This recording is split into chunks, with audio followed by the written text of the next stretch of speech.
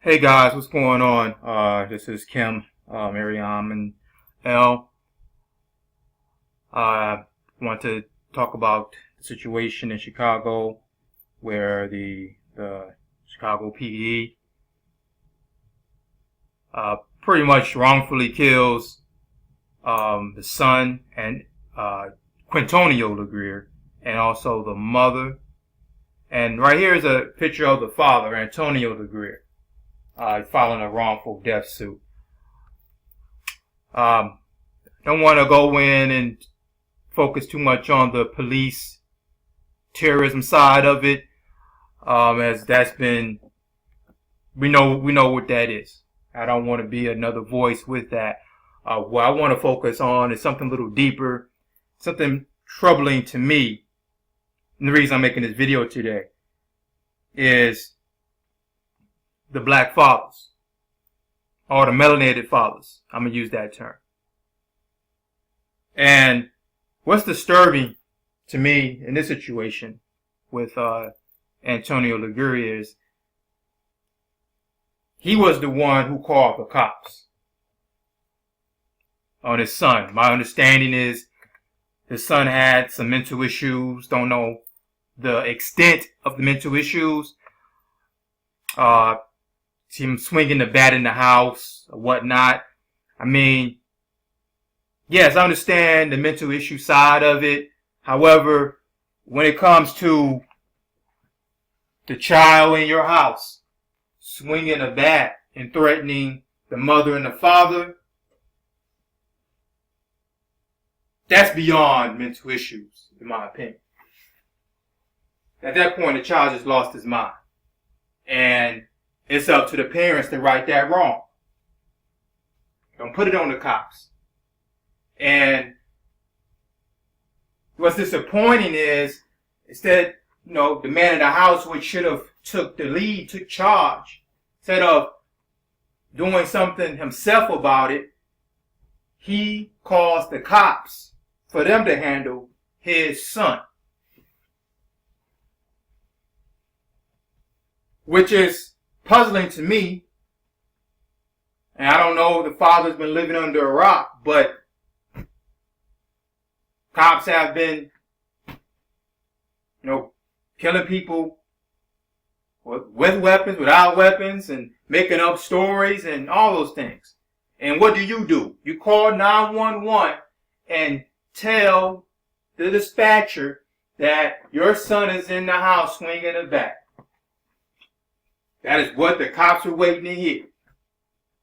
911 dispatcher tells whatever police unit son has a weapon threatening someone else. So cop mentality is, he has a weapon, we're going in shooting the kid. That's what happened. Now, I understand that the mother was shot on accident. That's what they admitted. However, son is dead as well. So with that background, what the cops would have been doing, you still decide to call the cops to help you with your son, because you are not man enough to handle your own son.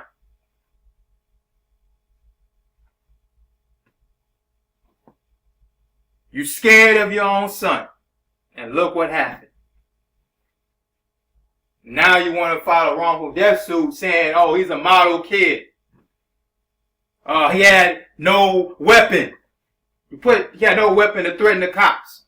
But you are the one who called the cops stating he had a baseball bat. Technically, that is a weapon. So I don't know how far your lawsuit is going to go. And then you ask for only $50,000. I mean, at least go hard. He's asking for $1 million. Other families asking for millions of dollars. You come with $50,000. I doubt your case even gets any traction.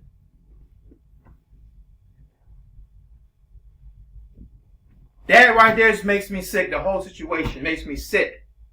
As a father.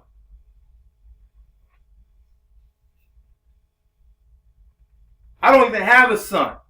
Well, if my son got to that point, if he had mental issues and he wants to go swinging bats and threatening me and his mother, you no longer hiding behind that mental issue, son. You lost your freaking mind. I may have to take that back and knock some of that sense back in his head. He may come back. I may have cured him. I don't want mental issues, Father. I don't know what I was thinking.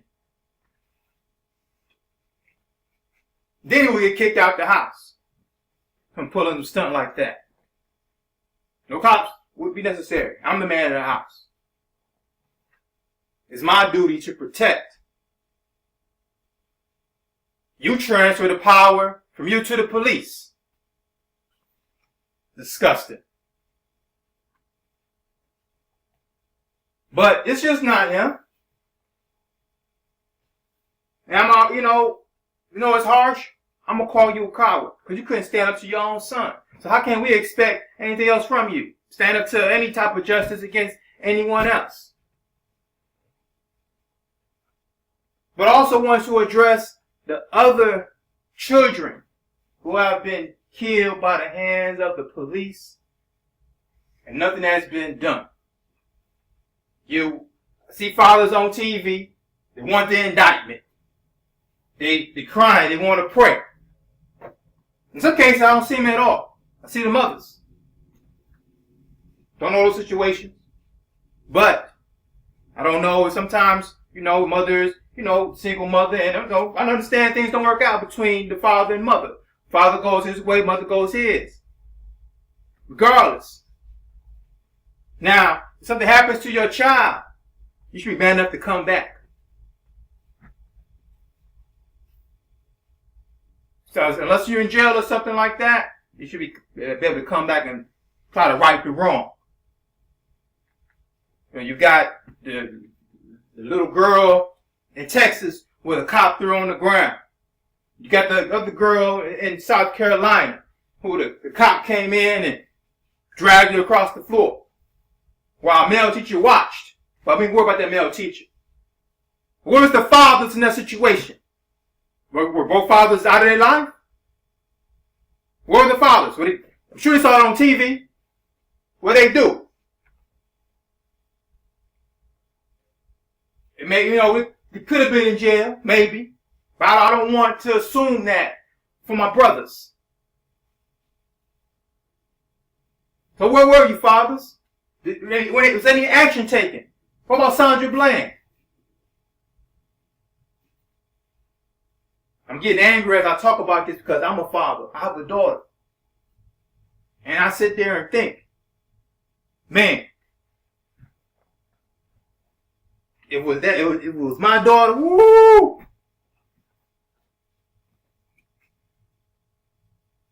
And that's the thing.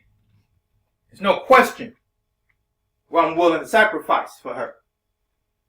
I think some of y'all fathers don't want to sacrifice. Y'all don't want to lose whatever it is that you think you work so hard for. You don't want to lose that job. You don't want to lose that car. You don't want to lose where you stay. You want to lose your money. You're hoping that somehow this joke of a justice system is going to bring you some positive results. So you hide behind that. You hide behind, well, we got to follow the law. You hide behind those words. You don't take any action. It's no wonder that the children don't respect the older people. With all this going on, killing after killing after killing. And all the children see on TV is we shall overcome her. We want the indictment. And you can't even get the indictment. One situation so far I know where they got the indictment in Baltimore, and what happened? The first trial was a mistrial. So that's going to set a precedent for the other officers who go on trial. They all going to walk. But you were just happy for the indictment. Most of the other times, you don't even get an indictment because you know why? Because the prosecution knows the officers involved. They know their families. It's a conflict of justice. And all you're hoping for is somehow you get some things changed and procedures changed and all that. But in the meantime, it's still killing your babies. So what you going to do? Makes me sick to my stomach. I need each father to look at themselves in the mirror tonight and ask yourselves, what are you willing to give up for your children? And I don't necessarily mean your child, only your child. Other children, people in your neighborhood, people that you know. If you see them just like that. If you're not willing to sacrifice nothing, you're not a real man. I'm calling you a male. Because biologically, you're a male. But not a man. In true definition.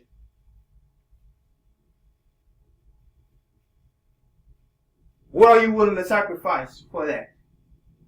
You willing to die for that? You're willing to die to protect your family. That's why you're here. You're the protector. That's your role.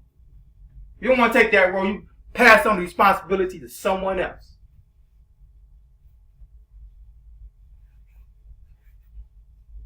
And we can't even be qualified to be real men. Don't qualify. Sad. They can continue to do it. There's things that need to be done in our community so they can stop. Yes, there are laws we can use as well. But it has to be a combination. Standing up. Laws. And also standing up as men. Doing what needs to be done to right the wrong. To bring justice to your family.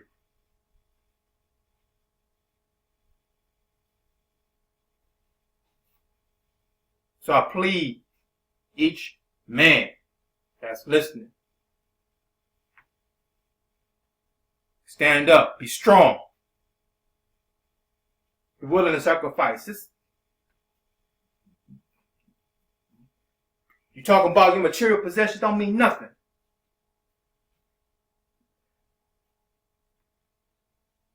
Be strong, fellas. I mean that. Enough's enough.